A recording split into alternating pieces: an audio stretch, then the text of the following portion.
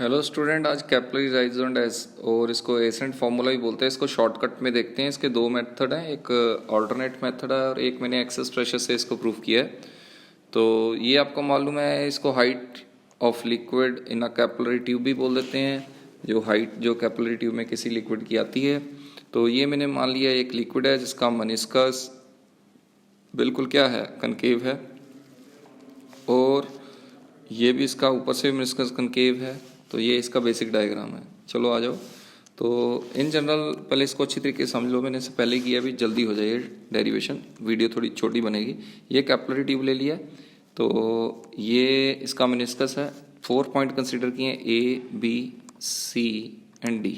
ऊपर से भी मेनिस्कस कनकेव है, ठीक है। तो ये हमें समझ में आ गया। तो देखिए, ये एटमॉस्फेरिक प्रेशर पे है, ये सी पॉइंट भी एटमॉस्फेरिक प्रेशर पे है। तो हम ये डायग्राम देखते हैं। सबसे पहले तो आपको ये समझ में आ गया, ए का प्रेशर और सी का प्रेशर सेम है क्योंकि दोनों एटमॉस्फेरिक प्रेशर पे हैं, और बी भी ए के जैसा ही प्रेशर क्योंकि लिक्विड की सेम हाइट है, यानी इधर और इधर प्रेशर वैसे ही सेम होगा, ठीक है। क्योंकि ये दोनों सेम हाइट पे हैं तो इधर भी प्रेशर सेम है, यानी ए का प्रेशर बी से और सी का प्रेशर ए से, यानी तीनों प्रेशर ये सेम हो जाएंगे। तो हम ये कह सकते हैं तीनों इक्वल प्रेशर पर हैं। तो प्रेशर का तो अब आपको सबका पता लग गया भी कौन कौन से बराबर हैं, ए का, बी का, सी का बराबर। और सी और प्रेशर डी में किसका प्रेशर ज़्यादा होगा, सोचिए। देखिए, क्योंकि ये इस तरफ दबा हुआ है, यानी प्रेशर सी ज़्यादा है प्रेशर डी से, यानी एक्सेस प्रेशर इधर होगा, ठीक है। इस साइड प्रेशर कम होगा, इधर प्रेशर ज़्यादा होगा। चलो ये भी समझ में आ गया।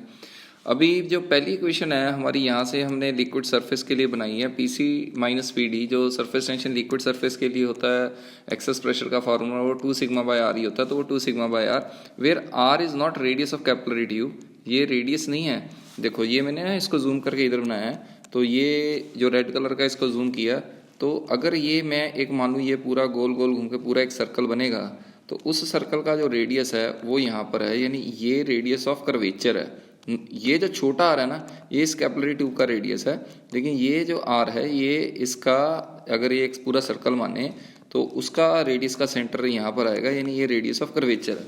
तो ये R is not radius of capillary tube, this is radius of curvature, ठीक है सर। अभी एक बात देखिए, इधर प्रेशर ज़्यादा कि इधर प्रेशर ज़्यादा, सर इधर प्रेशर ज़्यादा।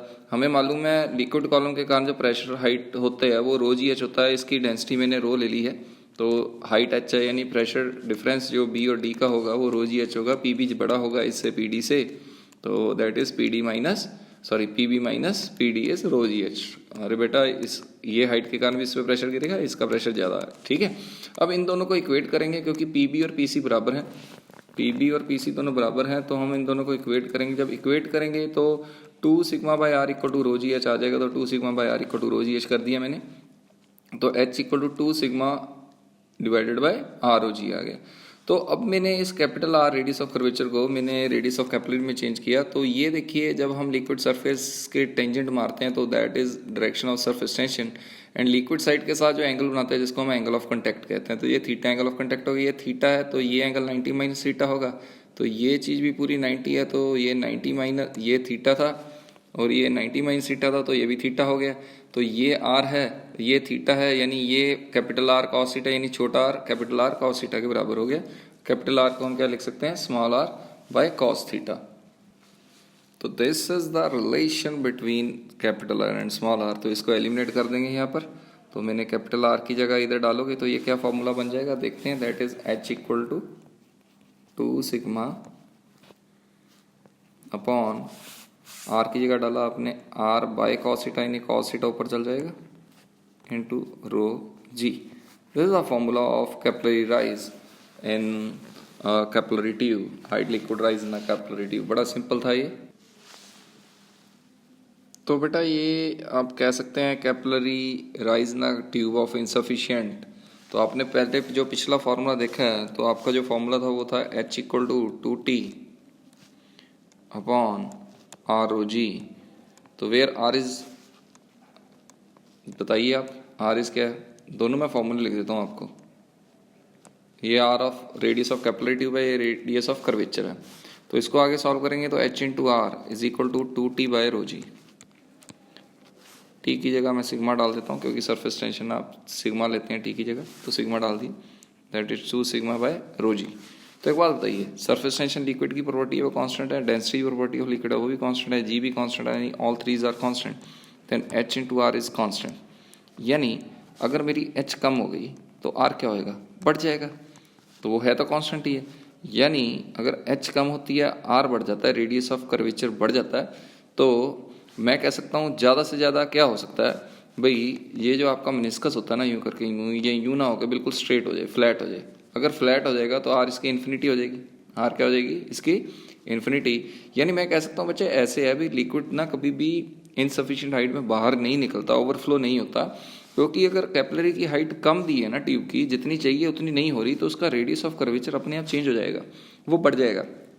बढ़ने का मतलब है जैसे रेडियस ऑफ कर्वेचर यूं था अब बढ़ गया, यानी वो थोड़ा सा यूं हो गया, थोड़ा सा और यूं, यानी फ्लैट भी हो सकता है। फ्लैट का मतलब मेनिस्कस बिल्कुल फ्लैट हो गया, यानी रेडियस ऑफ कर्वेचर इन्फिनिटी हो गया। स्ट्रेट लाइन का मतलब, फ्लैट का मतलब इन्फिनाइट हो जाता है। तो इनसफिशिएंट हाइट में जो रेडियस ऑफ कर्वेचर है वो बढ़ जाता है, तो ये आपने याद करना है। इसके क्वेश्चन आते हैं, जैसे लिफ्ट में बोल देना उन्होंने कैपिलरी ट्यूब दे देनी है, उन्होंने कह दिया लिफ्ट को काट दिया, लिफ्ट को काट दिया यानी फ्री फ्लो होगी, फ्री फॉल में जी हमारा जीरो हो जाता है, तो एच क्या हो जाएगा इन्फिनाइट। तो हाइट तो इन्फिनाइट होगी, तो यानी पानी तो कैपिलरी ट्यूब में से बाहर गिरेगा, लेकिन पानी तो कभी बाहर निकल नहीं सकता, क्योंकि सर इसका रेडियस ऑफ कर्वेचर फ्लैट होने की कोशिश करेगा, वो ज़्यादा होने की कोशिश करेगा, और उसकी जो हाइट जो इन्फिनिटी थी वो कभी भी इन्फिनाइट नहीं हो पाएगी। यानी कैपिलरी राइज कभी भी ऐसे नहीं होता कि इन्फिनाइट हो जाए। ठीक है, तो मुझे लगता है ये क्लियर है। इसके छोटे छोटे बड़े क्वेश्चंस बन सकते हैं।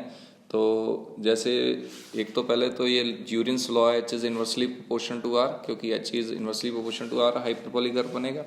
दूसरा जैसे उन्होंने ना ऐसे 3 कैपिलरी ट्यूब दे देनी है, एक ये दे दी, एक ये दे दी और एक ये दे दी।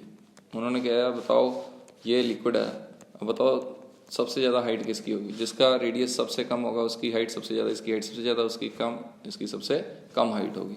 और इसके अलावा क्या कह सकते हैं, क्योंकि देखो जो सरफेस टेंशन है, सरफेस टेंशन टेम्परेचर बढ़ाने से कम हो जाती है। सरफेस टेंशन क्या हो जाती है, कम हो जाती है। एक क्रिटिकल टेम्परेचर वो टेम्परेचर होता है जहाँ पर सरफेस टेंशन ज़ीरो हो जाती है। सिग्मा डाल दीजिए, सरफेस टेंशन कितनी हो जाती है, ज़ीरो हो जाती है। ठीक है, सरफेस टेंशन पहले यहाँ तो टेम्परेचर ही था, सॉरी, टेम्परेचर बढ़ने से सरफेस टेंशन बढ़ती है और सिग्मा क्रिटिकल टेम्परेचर पे जीरो हो जाती है। अब वो 3 ट्यूबें बना दें यूँ करके, देखिए यूँ करके यूँ, है ना, सेम कैपिलरी मतलब उनकी सेम वो है। तो सपोज मैंने मान लिया ये एक अलग टब है, ये एक अलग टब है और ये एक अलग टब है। थोड़ी जल्दी है, वीडियो छोटी बनानी है, तो मैं ये कह सकता हूँ भाई कैपिलरी राइज इसमें इतना है, इसमें इतना है और इसमें सबसे ही कम है। तो सेम ही लिक्विड है, यहाँ भी लिक्विड वेल है, इसमें भी लिक्विड वेल है, इसमें भी लिक्विड वेल है, रेडियस भी सबका आर है, लेकिन सबका टेम्परेचर अलग अलग है। अब जिसकी सरफेस टेंशन कम होगी तो फॉर्मूले के हिसाब से H equal to 2 sigma upon R rho g है। जिसकी सरफेस टेंशन कम है उसका कैपिलरी राइज भी क्या होगा, कम होगा। जिसका टेम्परेचर ज़्यादा है उसकी सरफेस टेंशन कम हो जाएगी, तो उसकी कैपिलरी हाइट कम होनी चाहिए। यानी सबसे ज़्यादा टेम्परेचर किसका ज़्यादा, सॉरी डायरेक्टली प्रोपोर्शनल है बेटा, एच कम है तो सिग्मा भी कम है। अगर टेम्परेचर ज़्यादा है तो सिग्मा कम है, सिग्मा कम है तो एच भी क्या होगा, कम होगा। यानी कहने का मतलब यार सीधी सी बात है, जिसका टेम्परेचर सबसे ज़्यादा होगा ना उसकी सरफेस टेंशन सबसे कम होगी और उसकी हाइट भी सबसे कम होगी। यानी इन केस में सबसे कम टेम्परेचर इसका है, क्योंकि इसकी हाइट सबसे कम है, इसका टेम्परेचर सबसे ज़्यादा ज़्यादा ज़्यादा ज़्यादा ज़्यादा टेम्परेचर क्या है इसका ज़्यादा, इसके कारण इसकी सरफेस टेंशन कम कम कम कम कम, हाइट भी क्या है इसकी कम कम कम कम। ठीक है, ओके, थैंक यू स्टूडेंट्स।